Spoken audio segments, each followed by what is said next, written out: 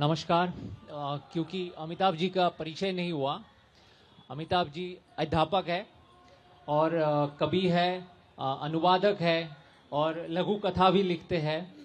और एक महत्वपूर्ण बात यह है कि वो गौरीपुर से आते हैं, जहाँ से प्रमथेश बरुआ आए थे, जिसने हिंदी सभी जगत को देवदास दिया था।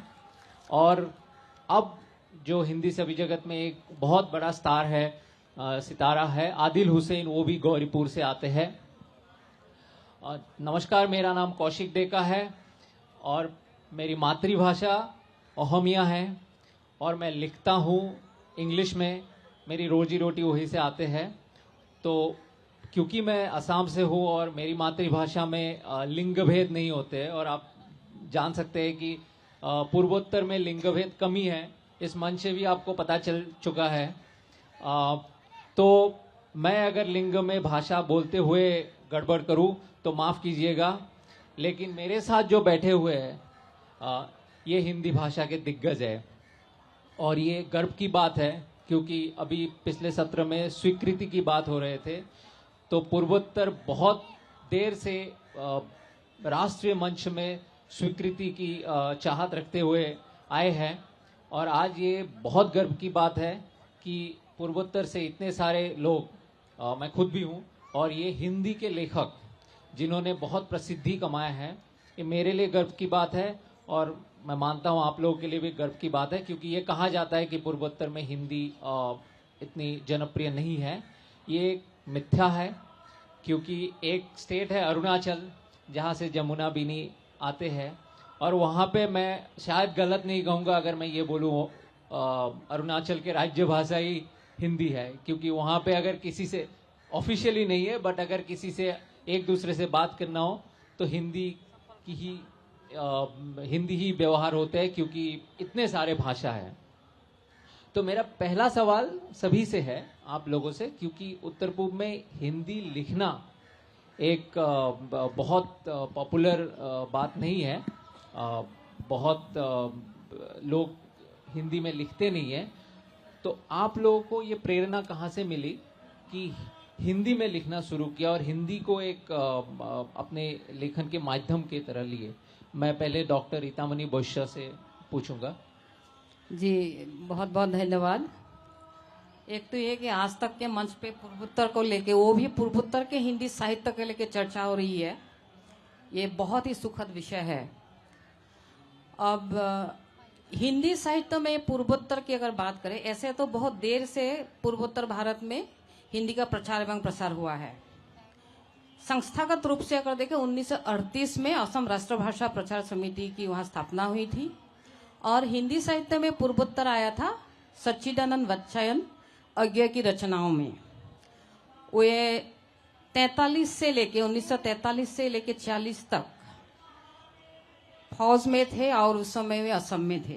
तब कुछ रचनाएं जो पूर्वोत्तर से संबंधित है हिंदी में आने लगी थी। उसमें से है एक कविता, 47 की एक कविता है कितनी शांति, जो शिलांग में ये कविता लिखी थी। एक है कविता है दुर्वाचल, वो भी शिलांग में लिखी थी।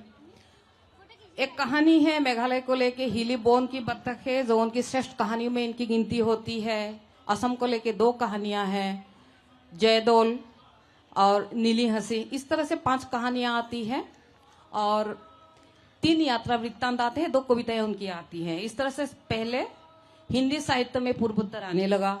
उसके बाद 1956 में ब्रह्मपुत्र उपन्यास के द्वारा देवेंद्र शैतार्थी ने हिंदी साहित्य जगत में पूर्वोत्तर का परिचय करवाया। उसके बाद लेखन कार्य चल रहा है। जहां तक मेरी बात है, मैं क्यों हिंदी लिखती हूँ, एक तो मैंने हिंदी की पढ़ाई की। उसके बाद अगर मैं टू बी वेरी ऑनेस्ट, पहले सत्र में ये बात हुई थी कि बड़े ही ऑनेस्टी के साथ हमें बात करनी चाहिए। पिछले कुछ सालों से हिंदी साहित्य में पूर्वोत्तर आया है। उसमें अगर यात्रा वृत्तांत है, वो भी कई देश है महाराष्ट्र की बात करें, या अगर हम करें जहां बास फूलते हैं उपन्यास, इस तरह के कई सारी रचनाएं आई है और बहुत सारी रचनाएं आई है जिनमें हमें लगता है कि पूर्वोत्तर को सही तरीके से यथार्थ रूप में पूर्वोत्तर की प्रतिष्ठा हिंदी साहित्य में नहीं हुई है। हिंदी साहित्य को पूर्वोत्तर को केंद्र में लिखने वाले 3 प्रकार के रचनाकार हमको मिलते हैं। एक, जो गैर पूर्वोत्तरी हैं, किसी व्यवसाय या नौकरी के चलते या किसी कारण से वहां रस गए हैं कुछ समय के लिए, वो लोग लिखते हैं।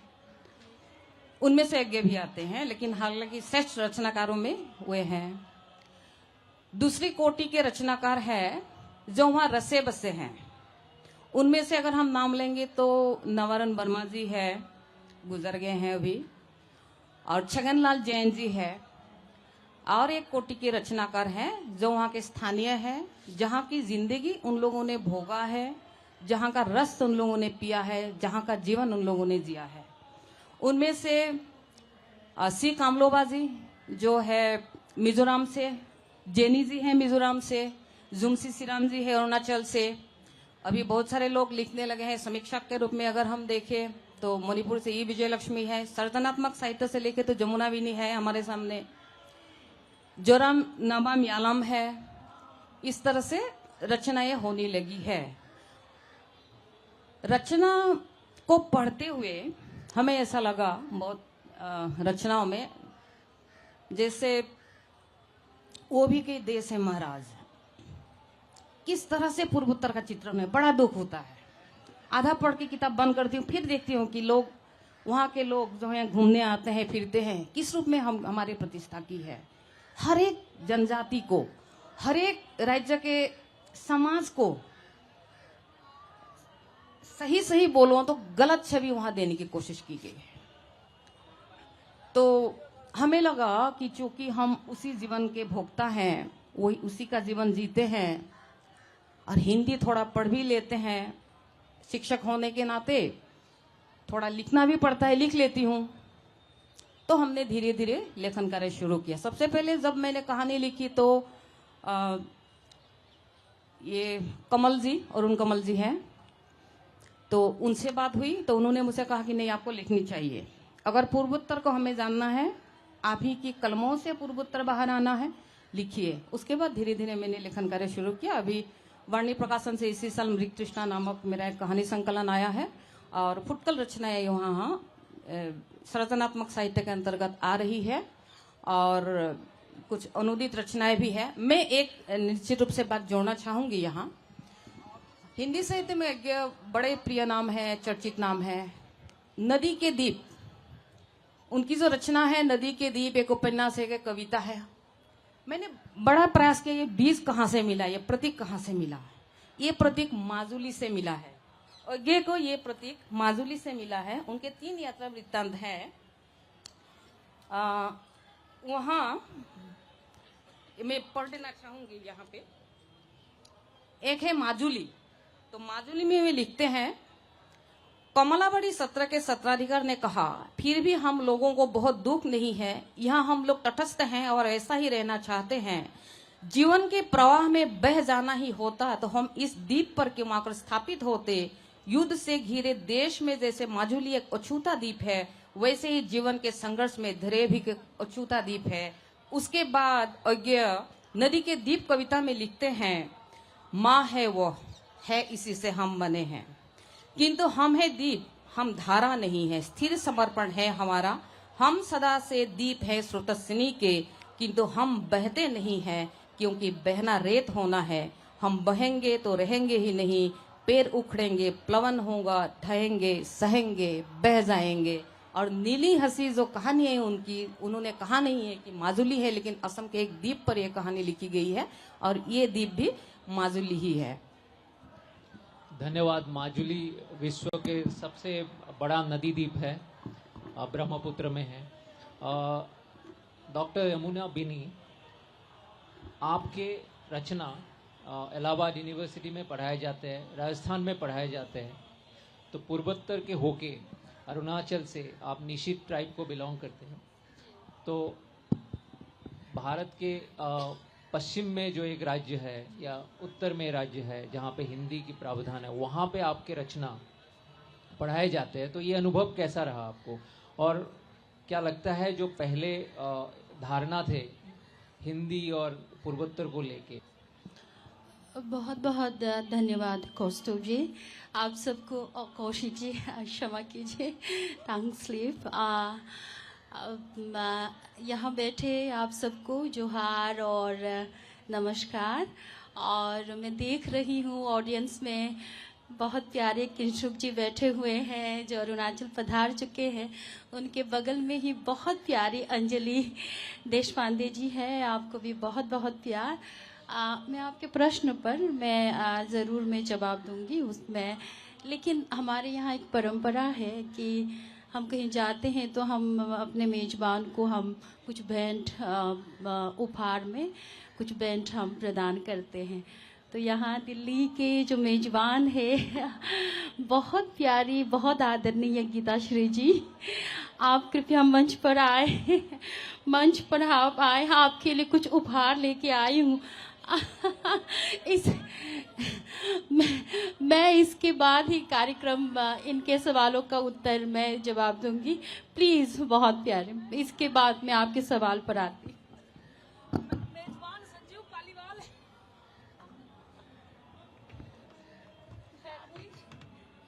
संजीव जी का हक मैं मार रही हूँ, बता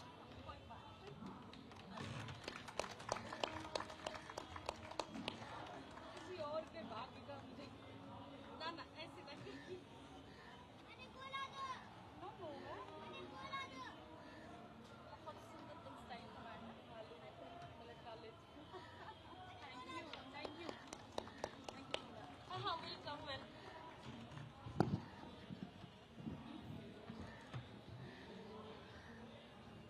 थैंक यू सो मच कि आपने इतने प्रेम से ग्रहण किया। संजीव पालीवाल जी के लिए, उनके लिए भी खास उपहार है उन तक पहुंचाया जाएगा। अब मैं आती हूँ जो सर ने जो प्रश्न पूछा है। सबसे पहले मैं ये बताना चाहूँगी कि मैं जब क्लास 10 मैं जब 10वीं कक्षा में थी, जब मैं क्लास 10 की परीक्षा की तैयारी कर रही थी, तो हमारा अंग्रेजी का पेपर हो गया, मतलब एग्ज़ाम हो गया। हिंदी की हम तैयारी कर रहे थे, तो मेरी एक सहेली ने कहा हिंदी के लिए इतना पढ़ने की क्या आवश्यकता है, वहाँ आराम से 35 मार्क मिल जाएगा, 35 मार्क्स मिल जाएगा। मैंने कहा अच्छा ऐसा क्यों, ऐसा क्यों? ये जो कॉपीज जो होते हैं ना कि ये वहाँ मतलब जितने भी गुवाहाटी रीजन के हैं, ये वहाँ दिल्ली जब कॉपियाँ जांचने के लिए जाती है तो इनको पता होता है कि ये जो नोटिस वाले हैं ये हिंदी में बहुत कमज़ोर होते हैं, तो वो आसानी से पास मार्क मतलब पासिंग मार्क आसानी से दे देते हैं। तो ये बात मुझे बहुत ज़्यादा कचोटने लगी। मैंने सोचा कि नहीं, ये तो गलत बात है, मुझे तो दया वाला मार्क्स तो मुझे नहीं चाहिए। फिर मैंने दोगुना या तिगुना साहस के साथ मैंने और अधिक प्रयास किया और काफ़ी हिंदी में अच्छे मार्क्स लाए। उससे पहले अंग्रेजी साहित्य काफ़ी पढ़ा करती थी, जैसे Oliver twist, David Copperfield, Charles Dickens को खूब पढ़ा। फिर उसके बाद जेन ऑस्टिन को भी मैंने खूब पढ़ा। लेकिन इसके बाद जैसे कहें कि एक टर्निंग पॉइंट आया, मुझे लगा कि नहीं, अभी मुझे हिंदी पर भी काफ़ी मुझे इस पर ध्यान देना चाहिए। उसके बाद मैं हिंदी लिटरेचर की ओर मुड़ी और उसके बाद मैं इस पर लिखने लगी। और थोड़ा हमें समझना होगा अरुणाचल का इतिहास। अरुणाचल जो अरुणाचल की जो प्रथम पीढ़ी के जो लेखक हैं, जो फर्स्ट जनरेशन जो राइटर हैं, जिसमें पद्मश्री वायदी थोंगची वगैरह काफ़ी मैं उनका आदर से मैं नाम लेती हूँ, ये आते हैं, ये लिखते हैं असमिया भाषा में। यहाँ ये आप चारों असम स्टेट के हैं, असमिया भाषा में और अंग्रेजी में, क्योंकि शिक्षा का जो मीडियम ऑफ इंस्ट्रक्शन था वो असमिया भाषा थी। लेकिन 1962 में जो इंडो चाइना वॉर होता है, भारत और चीन का युद्ध होता है, उसके बाद बहुत सारी जो पॉलिसियाँ हैं, बहुत सारी जो नीतियाँ हैं, उसमें बहुत ज़्यादा संशोधन हुआ। और फिर असमिया को हटाकर या अलग करके उसकी जगह हिंदी को बिठा दिया। तो हमारी जो पीढ़ी है, हमने हिंदी पढ़ी, हिंदी जैसी मेरी शिक्षा दीक्षा की भाषा रही। और जहाँ तक सर ने कहा कि आप जो लिख रही है वो केवल अरुणाचल या नॉर्थ ईस्ट तक ही केंद्रित नहीं, वो और भी जगहों में जैसे सिलेबस में, करिकुलम में इंक्लूडेड है। जैसे राजस्थान में हो, इलाहाबाद में हो, इधर अमरकंटक में, वहाँ भी पढ़ाया जा रहा है। यहाँ ही मतलब केवल देश की ही बात नहीं कर रही हूँ, ये आप लोगों को भी सूचित करते हुए मुझे बड़ी खुशी हो रही है कि मैं निशी आदिवासी समुदाय से बिलोंग करती हूँ और मैंने लोक कथाओं का भी संकलन किया, मेरी मौलिक कहानी संग्रह भी है। इसके अलावा मैं जिस समुदाय से आती हूँ उस समुदाय के लोक कथाओं का संकलन किया। तो मुझे सूचना मिली कि जो बुल्गारिया में जो सोफिया यूनिवर्सिटी है, वहाँ जो फोकलोरिस्टिक डिपार्टमेंट है, वहाँ बुल्गारियन भाषा में भी अनुदित होकर वहाँ करिकुलम में मतलब मैंने सुना कि वहाँ ये शामिल है। तो ये देखिए सर, जब मैं किताबें लिख रही थी तो मैंने ये नहीं सोचा कि इन किताबों को इतना अच्छा रिस्पॉन्स मिलेगा। लोक कथाओं का संकलन के पीछे एक तो जो मुख्य कारण ये था कि जिस तरह से आधुनिकता का जो प्रभाव जो है वो बढ़ता जा रहा है।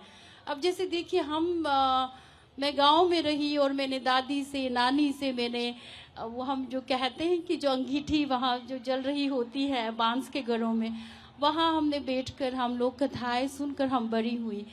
लेकिन जैसे मेरा बेटा यहाँ गोगोल बैठा हुआ है, गोगोल ना मेरे पास उस तरह का समय है कि मैं उसको गोद में बिठा के मैं उसको लोक कथाएं सुना पाऊँ। मैं एकेडमिशियन भी हूँ तो रिसर्च गाइडेंस में भी बिजी रहती हूँ। तो वो कार्टून देखता है, तो वो डोरेमोन कौन है, पोकेमोन कौन है, वो उसे जानता है।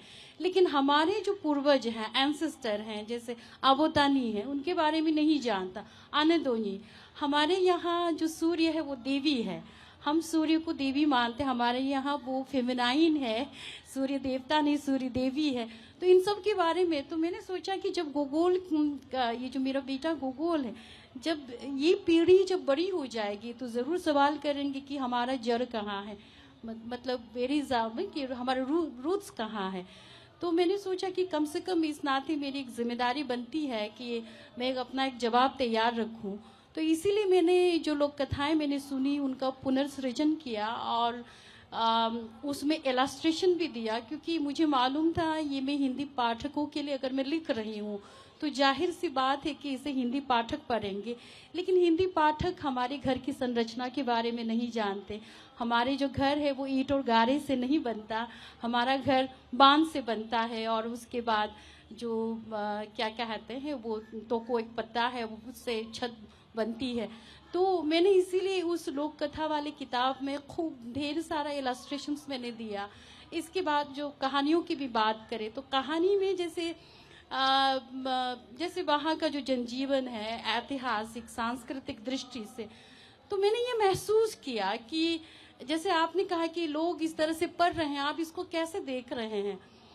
तो मैं ऐसा महसूस करती हूँ कि बहुत सारे पाठकों के लिए जो पूरा पूर्वोत्तर है और ख़ासकर अरुणाचल की बात करें, असम तो खैर बहुत काफ़ी उसको एक्सपोजर मिला है, लेकिन पूरे पूर्वोत्तर की बात करें तो इसमें अगर मैं मेरा जो होम स्टेट है उसकी मैं बात करूं तो अभी भी ये मुझे ऐसा लगता है कि ये बहुत ही अभी भी हिडन लैंड है।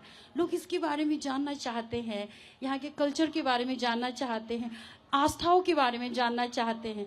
अभी हिंदी में जैसे एक वाक्य है कि लोग दुखी हो, प्यारी सुनीता जी लव यू अब आ गई तो जैसे कि दुख में छाती पीटते हैं, हाय हाय। हमारे वहाँ ये नहीं, हम जब खुश होते हैं हम ताली बजाते हैं तो हम छाती पीटते हैं, पोदा वो तो इस तरह हमारे वहाँ अगर मतलब किसी सुंदर स्त्री को अगर आपको उसकी तुलना करना हो तो वो चांद के साथ हम नहीं करते, हम जंगली सुअर के साथ उसकी तुलना करते हैं कि उसकी चंचलता चपलता। तो मैंने ये महसूस किया कि लोग जानना चाहते हैं, नया पढ़ना चाहते हैं। पाठक जो है वो बड़ा जिज्ञासु है, बहुत ही प्रयोगशील है और वो नया नया पढ़ना चाहते हैं। और उसके बाद जैसे उइमोक एक शब्द है मेरी लोक कथा का, उइमोक का अर्थ होता है द लैंड ऑफ एंसेस्टर। तो मैंने इसलिए लोक कथा वाली पुस्तक का नाम ही रखा उइमोक। बाद में ये देखा कि ये हिंदी अंचलों में इतना ज्यादा प्रचलित हुआ और लोगों को पता चल गया कि अच्छा उईमोक शब्द जो है, शब्द ये एक अरुणाचली शब्द है जिसका अर्थ होता है कि मृतकों का संसार। क्योंकि हमारे दर्शन में स्वर्ग और नरक नहीं होता, हमारे दर्शन में हेवन और हेल का कॉन्सेप्ट ही नहीं। हमारा जो फिलोसॉफी है, जो तानी फिलोसॉफी है, इसमें हम ये मानते हैं कि मरने के बाद भी जो जीवन है वो सतत चलता रहता है लैंड ऑफ एंसेस्टर में। तो एक बहुत ही प्यारी सी लोक कथा है कि पिता की मृत्यु के बाद जो महामारी जब फैली तो पिता की मृत्यु हो जाती है। जैसे कोरोना, अभी हम कोरोना से गुजरे, तो पिता की मृत्यु के बाद जो बेटी जो है, बेटी को अपने पिता से इतना अधिक मोह होता है प्रतिभक्ति के चलते, वो अपने पिता की आत्मा का पीछा करते करते लैंड ऑफ एंसेस्टर में पहुंच जाती है। तो ये बहुत प्यारी सी ये, तो मैंने देखा कि जो हिंदी अंचल के लोग हैं उईमोक से परिचित है। तो इस तरह आप ये देखेंगे कि किस तरह से जो शब्द है, किस तरह से जो कथा है, किस तरह से उन कथाओं में व्यक्त जो संवेदना है, वो ज्योग्राफिकल बैरियर यानी कि भौगोलिक सीमाओं का अतिक्रमण करके इन जैसे हिंदी अंचलों में या देश भर के अंचलों में या फिर विदेशों में पहुंच रहे हैं। ये मुझे बहुत बहुत अधिक प्रोत्साहित करता है। पायालिंचो यानी थैंक यू। मुझे यकीन है डॉक्टर जमुना जैसे लेखक के वजह से जो पूर्वोत्तर और मुख्य धारा में करीबी आएंगे। अगर मैं गलत नहीं हूँ कविता जी, आप शिवसागर में आपका जन्म हुआ था और आप भी डिब्रूगढ़ में काम करती है जी। तो शिवसागर और डिब्रूगढ़ दोनों ही जगह असमिया संस्कृति के एक केंद्र कह सकते हैं। जी बिल्कुल। तो जैसे डॉक्टर जमुना ने अपने लेखन से अरुणाचली संस्कृति को बाहर पेश किया है, तो आपको नहीं लगता आप पे वो जिम्मेवारी आते हैं कि आप असमिया संस्कृति को बाहर, जैसे बिहू है और भी बहुत सारी चीज़ें हैं, बाहर प्रस्तुत करें? क्या ये एक वजह है कि आपने हिंदी को अपने माध्यम चुना? जी बिल्कुल। सबसे पहले सभी को नमस्कार। यहाँ आज तक के इस भव्य मंच पर यहाँ बैठने का जो अवसर मिला है, यहाँ तक पहुँचना सच में हमारे लिए बहुत सरल नहीं था। असमिया भाषा में लिखते रहने के समानांतर हिंदी में लिखने की ये यात्रा बहुत कठिन था। जैसे कि आप भी डिब्रूगढ़ से हैं, तो असम से हैं, तो आपको पता ही है कि असम में हिंदी की क्या स्थिति है, क्या स्थान है। आप सबको बता दूं, मेरी जो अनुष्ठानिक शिक्षा है वो असमिया माध्यम में हुई है और मैंने सिर्फ 5वीं से 10वीं कक्षा तक ही बेसिक हिंदी सीखी है।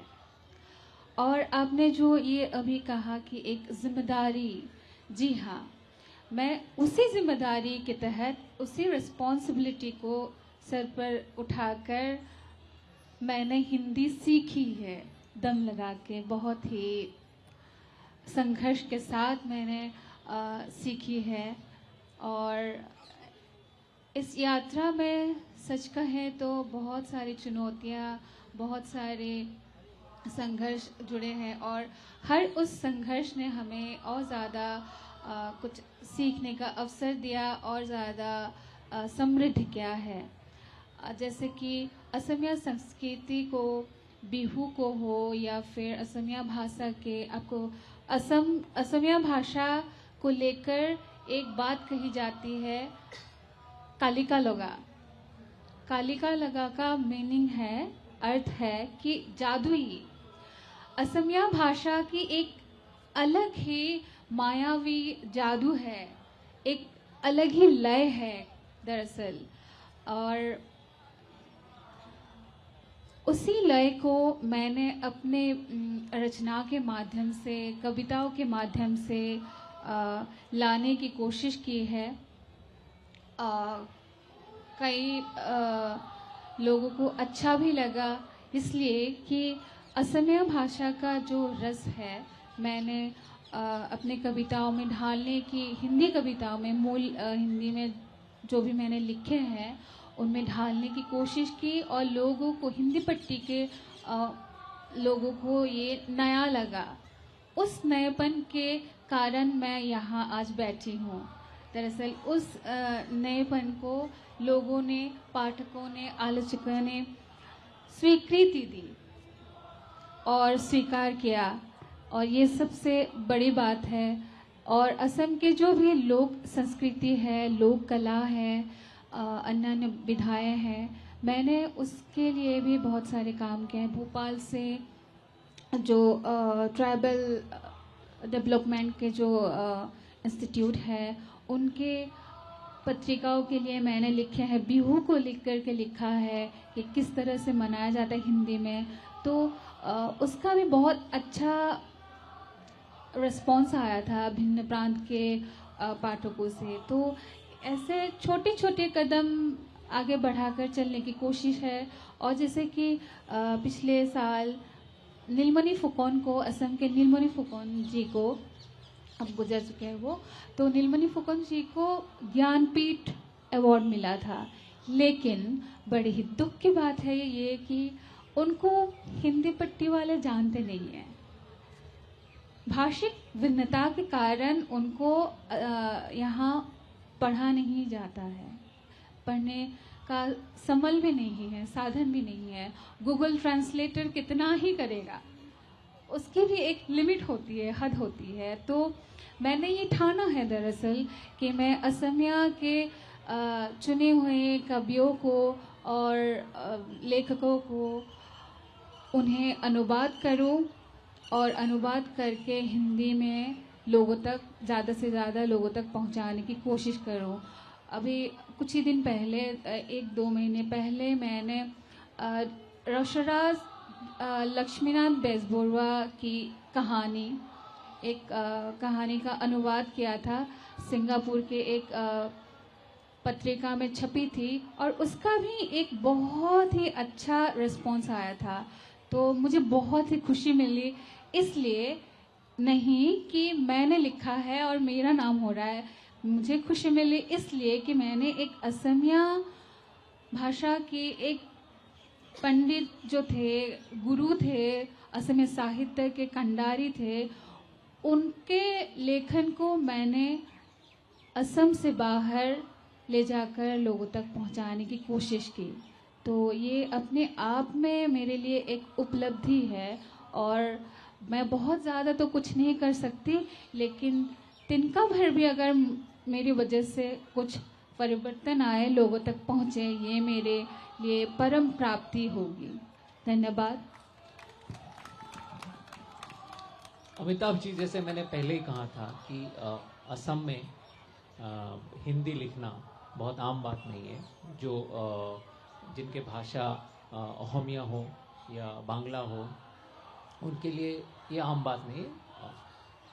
तो ऐसे में आपने हिंदी को चुना, और क्योंकि आप गौरीपुर से आते हैं, मैंने ये इसलिए उल्लेख किया क्योंकि गौरीपुर और जो मुख्य धारा असम है, उनमें भी एक अंतर है। तो आप क्या 2 जगह से ये चैलेंज फेस करते हैं, और इनको कैसे आप इनके साथ लड़ रहे हैं कि एक तो मुख्य धारा जो भारतीय मुख्य धारा है और एक अहोमिया मुख्य धारा है, इन दोनों पे आप अपने आप को प्रतिष्ठित करने की कोशिश करें, सिर्फ अपने आप को ही नहीं, अपने आसपास के गौरीपुर के जो संस्कृति है उनको भी आप प्रस्तुत करने की कोशिश करें। तो इसमें आपके चैलेंजेस कैसा है? Thank you. सबसे पहले दिल्लीवासी को मेरा प्रणाम। मैं गौरीपुर से आता हूँ, तो गौरीपुर वासी, असम वासी को मेरा नमन, और आप सबको शुभकामनाएं। और मैं आभार हूँ आज तक का गीताश्री मैम का, पास में बैठी हुई हैं, वो बुलाई, हम लोग आए। Thank you ma'am.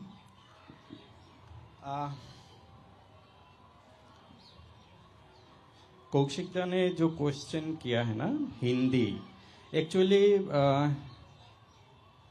असम में हिंदी, इसको समझने के लिए हम लोग को कुछ पास्ट में जाना पड़ेगा। जो हिंदी क्यों, हिंदी बोला जाता है असम में कॉलोनियल टाइम से ही, ब्रिटिश के युगों से ही, उससे पहले से भी, क्योंकि असम के कुछ प्रांत ऐसे हैं जहाँ पर बिहार, यूपी, झारखंड के लोग वहाँ पर गए, रसे बसे, वहीं के हो गए। और जब वो वहाँ गए, वहाँ के जो ब्राह्मण्स हैं सब कन्नौज के ही हैं, और वो जब वहाँ गए तो अपने मातृभाषा को तो छोड़कर तो नहीं गए होंगे, लेकर ही हम लोग सब कुछ छोड़ सकते हैं, अपना मातृभाषा हम लोग के साथ ही जाती है, और जब वो छूटता है तो उसका कुछ जेनरेशन लगता है वो छूटने में। तो अब जो है हिंदी का जो इतिहास नॉर्थ ईस्ट या आसाम में हम लोग देखें तो पहले उसको समझने के लिए हम लोग को कुछ पास्ट में जाना पड़ेगा। 1934 में गांधी जी ने राघव दास को, जो जननेता थे, महाराष्ट्र से बिलोंग करते थे, उनको असम में हिंदी को प्रसार प्रचार के लिए नियोजित किया था। और उस टाइम में असम के जो मुख्यमंत्री थे गोपीनाथ बरदलोई, उनका भी बहुत आग्रह था कि असम में हिंदी का प्रचार और विकास हो। और उसके बाद में असम में क्या हुआ कि असम राष्ट्रीय भाषा परिषद गठन हुआ, और फिर उसी के अंडर में गवर्नमेंट ने कुछ कोर्सेस चलाई ताकि वहाँ के लोग, वहाँ के नेटिव लोग हिंदी पढ़ सके, हिंदी जान सके, हिंदी बोल सके। हालांकि हम लोग बोल पाते हैं, आप मेरे हिंदी को समझ ही रहे होंगे कि मैं कितना टूटी फूटी हिंदी बोल रहा हूँ, लेकिन हम लोग समझ सकते हैं, पढ़ सकते हैं, लिख नहीं सकते। क्यों नहीं लिख सकते? क्योंकि वो हम लोग का मातृभाषा है ही नहीं। अब यहाँ के लोग जैसे हिंदी बोलते हैं, जैसे वो लोग लिखते हैं, उनका जो नुआंसेस है, वो नुआंस हम लोग अपने लेखन में नहीं ला सकेंगे। आप मुझे बोलिए कि असामीज में बात रखने के लिए मैं बहुत फ्लुएंटली बात को रख सकूंगा, लेकिन हिंदी में नहीं रख सकूंगा, क्योंकि वो वहाँ पर उतना प्रचलन, हम लोग सुबह उठते हैं असामीज बोलते हैं या फिर वहाँ के डायलॉग बोलते हैं, वहाँ के जो डायलेक्ट है वो बोलते हैं, लेकिन हम उसके बावजूद हम लोग हिंदी समझते हैं। हिंदी बहुत पॉपुलर है और इसका बहुत सारे कारण हैं। वो न्यूज़ चैनल हो गया, सिनेमा हो गया, हिंदी गीत हो गया। हम हिंदी नहीं समझते हैं, लेकिन यदि कोई शेर कोट करना है तो गालिब को ही कोट करते हैं। यह इंटरेस्टिंग है। तो क्या हुआ कि अब हिंदी का उधर ही से वैसे ही स्टार्ट हुआ, जो कि 1934 देन 1938 में असम राष्ट्र भाषा समिति बना। उसके बाद असम में एक वो लोग एक कोर्स भी चलाए, लोग एक एकेडमिक कोर्स जो प्रबुद्ध, विशारद और प्रवीण भारत सरकार द्वारा ही अनुमोदित था। वो है HS मतलब 11, 12 and degree level and masters, जो हिंदी वो सब कोर्स कर टीचर्स वगैरह भी होते थे लोग। तो उसी से हिंदी का आहिस्ता आहिस्ता नॉर्थ ईस्ट में विकास हम लोग देख सकते हैं। अब जो है कि असम जो है ना, वो बहुत ट्रांजिशन पीरियड से गुजरा हुआ है। जब हम जब हिंदी के बारे में बोलते हैं तो हमें ये नहीं भूलना चाहिए कि हम लोग असम आंदोलन भी देखे हैं, जो कि 5 साल चला है, 79 से 85 तक। उसका मूलभूत सिद्धांत क्या था वो आंदोलन का? वो आंदोलन का यही सिद्धांत था कि हम लोग का जो जाति सत्ता है, हम लोग का जो अपना संस्कृति है, अपना भाषा है, वो खत्म ना हो, उसको प्रोटेक्शन देना है। अच्छा, जब ये बात जब होगा तो हिंदी ऑटोमेटिकली वो साइडलाइन हो जाएगी, है ना? तो और एक चीज है कि हम हिंदी क्यों बोले? एक लैंग्वेज जो है वो लैंग्वेज वो पावर है। मिशेल फूको का जो आर्कियोलॉजी ऑफ नॉलेज जो किताब है, वो वहाँ पर वो स्पष्ट बोलते हैं कि नॉलेज तभी वो डिस्कोर्स बन सकता है जब वो लैंग्वेज होगा। आज मैं आपसे डिस्कोर्स कर रहा हूँ किसके बदौलत? लैंग्वेज के बदौलत। और ये लैंग्वेज ही पावर है। मैं एक आदमी के पास बहुत नॉलेज है लेकिन उसको डिस्कोर्स को मौका नहीं मिल रहा है, इसका मतलब वो पावर नहीं क्रिएट कर रहा है। तो यदि हम लोग इस तरह से सोचे कि हिंदी का विकास चाहिए नॉर्थ ईस्ट में, असम में, तो हम लोग को हिंदी को एक पावरफुल डिस्कोर्स की तरह देखना पड़ेगा। हम लोग के लिए प्रिविलेज देना पड़ेगा। अब सोच लीजिए कि मैं यदि हिंदी में लिखूं कुछ कहानियां, उसका क्या हो सकता है, लैंग्वेज यदि आप देखें तो ऑब्वियसली वो आज के जो लेखक हैं उन सब के तरह तो होगा नहीं, वो नुआंसेस तो होगा नहीं। लेकिन यदि उसको यदि इस तरह से देखा जाए, मैं ऐसे सोचता हूँ कि सोच लीजिए कि आप लोग हिंदी को एनकरेज करना चाहते हैं, तो आपको क्या करना पड़ेगा कि असम का जो हिंदी पोएट है, जो राइटर है, उसको असम के दृष्टिकोण में और उन्हीं को लेखक के कंपटीशन में लाकर देखना पड़ेगा। आप यदि उनका कोई नॉवेल गीताश्री मैम के साथ उसको कंपेयर करेंगे तो वो नुआंस होगा ही नहीं, वो साइड लाइन हो जाएगा, क्योंकि वो हिंदी उतना अच्छा है ही नहीं। यदि आपको हम लोग को मतलब वो स्पेस देना है तो अलग से एक कैटेगरी बनाकर हम लोग को देखिए, जानिए, तो क्या होगा कि हम लोग अपना बात कह सकेंगे, टूटी फूटी ही सही, लेकिन बात को कहना बहुत जरूरी है। और वो बात, वो हम लोग के पास नॉलेज है, लेकिन वो नॉलेज को डिस्कोर्स में लाना, और वो डिस्कोर्स जब पावर क्रिएट करेगा, वही जो है ये हम नहीं कर पा रहे हैं। तो ये बहुत जरूरी है, मैं समझता हूँ। Thank you. मैं मानता हूँ आपकी बात, लेकिन जैसे हिंदी का बहुत सारे वर्जन्स है। जैसे उत्तर प्रदेश में हिंदी अलग तरीके से बोला जाता है, राजस्थान में अलग, मुंबईया हिंदी है, दिल्ली में अलग। तो हो सकता है आगे जाके असम के हिंदी हो, अरुणाचल की हिंदी हो, ये भी एक अलग तरीके की हिंदी ही बन के उभरे। जो आपने नुआंसेस की बात की, तो कुछ अलग तरीके के नुआंसेस हमारे लैंग्वेज में होंगे, जो हमारे मतलब जो पूर्वोत्तर के हिंदी लेखक है, जो शायद बाकी राज्य में नहीं होंगे। अब मैं एक थोड़ा उटपटांग से सवाल पूछूंगा।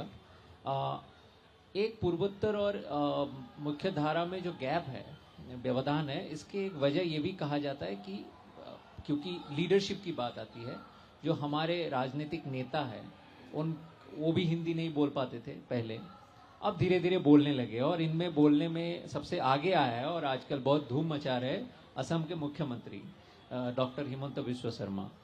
लेकिन उनके हिंदी भी हम सुनेंगे, कोई यहाँ के लोग सुनेंगे तो मुझे बहुत लोग कहते हैं कि बड़ा क्यूट लगता है। और क्योंकि मेरे शादी भी दिल्ली में हुए, तो जो मेरे ससुराल है वो लोग हमेशा कहते हैं कि थोड़ा इनके हिंदी सुना दो वो क्लिप, क्योंकि बड़े क्यूटली हिंदी बोलते हैं। तो अगर मैं, आप लोग दिग्गज है हिंदी में, अगर मैं 3 असमिया और 1 अरुणाचल के है, क्योंकि डॉक्टर शर्मा नॉर्थ ईस्ट को भी रिप्रेजेंट करते हैं, तो आप उनके बोलचाल में, हिंदी बोलचाल में क्या एक ऐसा सुधार लाना चाहोगे या कुछ वैल्यू ऐड करना चाहोगे जिससे आपको लगेगा कि वो पूर्वोत्तर के बात को और भी सटीक तरीके से पूरे देश में रख पाएंगे? क्योंकि एक तरह से आप उनके आइडियोलॉजी को मानो या ना मानो, वो एक अलग बात है, लेकिन वो एक नॉर्थ ईस्ट का रिप्रेजेंटेटिव बन चुके हैं, पॉलिटिकल रिप्रेजेंटेटिव। तो मैं शुरू करूंगा अमिताभ जी से। देखिए, हर जगह भाषा जो है वो बदलती है। हिंदी भी हो, या हम लोग जो एसामीज बोलते हैं, आमी जी অসমীয়া কওঁ, সেই অসমীয়া वो एसामीज भी अलग अलग जगह में अलग अलग टोन से बोला जाता है। लेकिन जब हम लिखते हैं उसका एक स्टैंडर्ड फॉर्म है, you have to agree it.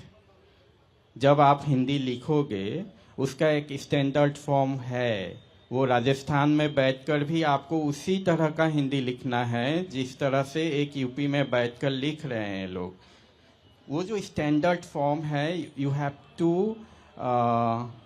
Maintain that language so that you can communicate with the readers. और रही बात जे असम के लोग हिंदी जब लिखेंगे तो उसका जो नुआंस है, देखिए एक जगह जो है भाषा जो है ना वो इमोशन को कंट्रोल नहीं करती, इमोशन जो है वो भाषा को कंट्रोल करती है। आपका जैसा इमोशन होगा आप बस शब्द को चुनेंगे उसको रिफ्लेक्ट, उसको कहने के लिए, ठीक है। तो वो उसी तरह से हम नुआंस भी क्रिएट कर लेंगे। ऐसा नहीं है कि मतलब वो अलग हिंदी हो गया, हिंदी तो यही है। समय की कमी है तो मैं फिर से मैं सवाल का एक जी। डायरेक्ट आंसर दे सकते हैं तो मैं कविता जी। थोड़ा आपसे डिसएग्री करती हूँ, मैं आऊंगी। आएंगे, हाँ। आएंगे। मैं मेरे सवाल का डायरेक्ट आंसर जो थोड़ा सा पॉलिटिकल था। अब के समय में दरअसल अपनी स्थिति में अटल रहना सबसे बड़ी चुनौती है, और पॉलिटिकल होना पॉलिटिकल ना होना ये बीच में रहना सबसे ज़्यादा मतलब चुनौती की बात है। तो मैं क्या कहूँगी कि हाँ ठीक है, लेकिन मेरा सिर्फ यही मानना है कि जो भी करो सही सटीक रूप से, अगर आप हिंदी बोल रहे हो कोशिश करो कि उस भाषा के सम्मान रखो आप, और आप अगर लिख रहे हो तो उसको उसमें भी आप ध्यान रखो कि सटीक रूप से जो शुद्ध रूप होता है उसी में लिखो, और अलग से कोई कैटेगरी बनाने वाली बात मैं नहीं मानती हूँ। दरअसल खुद को इतना काबिल बनाओ कि आपके पांव तले की मिट्टी आप खुद तैयार कर सको, बस इतना ही कहना है। धन्यवाद। मैं बहुत रिस्पेक्ट के साथ अमिताभ जी आपसे थोड़ा कुछ एक मुद्दों पर मैं डिसएग्री करती हूँ। जैसे आपने कहा कि अगर हम लिखेंगे तो यूपी या जो हिंदी बेल्ट में जो हिंदी का जो स्टैंडर्डाइजेशन जिसको कहते हैं मानकीकरण, उसके अनुसार ये मतलब लिखा जाना चाहिए जो आप बात कर रहे थे। देखिए नहीं, मैं लैंग्वेज का स्टैंडर्डाइज जो फॉर्म है उसके बारे में बोल वही रहा था। किसी भी लैंग्वेज का जो स्टैंडर्डाइज फॉर्म, लेकिन जो जनमानस होता है वो उसे अपने हिसाब से कन्विंस नहीं कर लेते हैं। ठीक, मैं उस पे मैं आपने जैसे लेकिन इसके लिए बहुत बहुत थैंक यू कि आपने असम का जो वो भाषा आंदोलन वगैरह उस पर आपने विस्तार से आपने बताया। जैसे मैं ये कहूँ कि मेरे अलावा यहाँ जो बाकी जो रिस्पेक्टेड एस्टीम जो स्पीकर्स हैं ये चारों असम से बिलोंग करते हैं और मैं अरुणाचल से बिलोंग करती हूँ, जिसको the land of rising the sun, अरुणोदय की भूमि कहा जाता है। पूरे हम मानते हैं 7 सिस्टर एंड 1 बिग ब्रदर। तो बिग ब्रदर में सिक्किम है, 7 सिस्टर में अरुणाचल से लेकर त्रिपुरा तक आप काउंट कर सकते हैं। तो अरुणाचल एक ऐसा एक राज्य है हिंदी तर भाषी, यानी कि नॉन हिंदी स्पीकिंग बेल्ट में अरुणाचल एक ऐसा रीजन है जो हिंदी तर क्षेत्र होते हुए भी वहाँ की संपर्क भाषा हिंदी है, और वहाँ हिंदी इतनी अधिक लोकप्रिय है।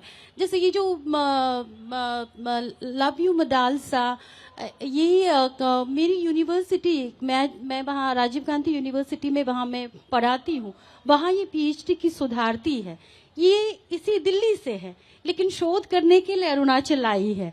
तो ये एक आप देख सकते हैं कि किस तरह की लोकप्रियता है कि ये दिल्ली में रिसर्च नहीं करके अरुणाचल आई है, वहाँ वो रिसर्च कर रही है। तो लेकिन जब मैं ये कहती हूँ कि अरुणाचल में हिंदी वहाँ की संपर्क भाषा है, इससे ये नहीं समझना चाहिए कि वो भाषा तो बड़ा स्टैंडर्डाइज होगा, बड़ी शुद्ध हिंदी बोली जाती होंगी। वहाँ जो हिंदी बोली जाती है वो अरुणाचली हिंदी है। जैसे वो कहेंगे कि ड्राइवर मुझे उतरना है, नहीं कहेंगे ड्राइवर हमको गिरा दो वो कहेंगे ड्राइवर हमको गिरा दो। और वो कहेंगे मेरी एक कजिन है जो वहाँ लिंग्विस्ट है, लिसा लोमदक, डॉक्टर लिसा लोमदक, उनसे भी हमारी बातें होती रहती है। तो वो बताते हैं कि वहाँ कहेंगे कि प्लेट पर समोसा बैठी है ये इस तरह की हिंदी वहाँ बोली जाती है। और ये केवल बोली ही नहीं जाती, बल्कि ये जो अरुणाचली हिंदी है, इस अरुणाचली हिंदी में फिल्म भी बन रही है, इसमें फिल्में भी बन रही, प्रयोग हो रहा है। जैसे ईटानगर एक 0 किलोमीटर, एक बिल्कुल अरुणाचली हिंदी में फिल्म बनी, जिसकी भाषा है बिल्कुल वहाँ की अरुणाचल की बोलचाल की, जिस हिंदी में बोलते हैं। मतलब अरुणाचल का जो ऑफिशियल लैंग्वेज है वो इंग्लिश है, लेकिन जो स्पोकन, अगर आप मार्केट में जाएंगे अंग्रेजी बोलेंगे कोई नहीं समझेगा, हिंदी बोलेंगे समझ जाएंगे तो इस पर वो फिल्म बनी और लोगों ने इतना अधिक इसको पसंद किया, इस फिल्म को, कि अरे ये तो बड़ा, मतलब लोगों के मानस को वो फिल्म जो है वो छू गई, क्योंकि वो उनकी अपनी, वो जिस हिंदी में बात करते हैं रोजमर्रा की, दैनंदिन की जिस हिंदी में बात कर रहे हैं, उस हिंदी में फिल्म बनी है। तो इसीलिए धन्यवाद डॉक्टर यमुना जी। मैं और कुछ कहते हैं, समय टाइम्स ऑफ, सॉरी पाया लिंचो, हमें बंद करना पड़ेगा। सबको बहुत बहुत धन्यवाद। डॉक्टर बश्यम, मैं आपके पास आ नहीं पाए। यहाँ पे मेरा आखिरी सवाल लोगों से, यहाँ पे कितने लोग पूर्वोत्तर से है? एक चीज में ये जोड़ना बहुत अच्छी बात है कि यहाँ के लोग पूर्वोत्तर के हिंदी के बारे में चर्चा सुनने के लिए यहाँ बैठे रहे। मैं बहुत एक बहुत चीज धन्यवाद। जोड़ दूं आपके साथ। आपने एक सवाल किया था कि हिमंत विश्व शर्मा जी जब हिंदी बोलते हैं, उसकी हिंदी सुधरनी चाहिए कि नहीं चाहिए?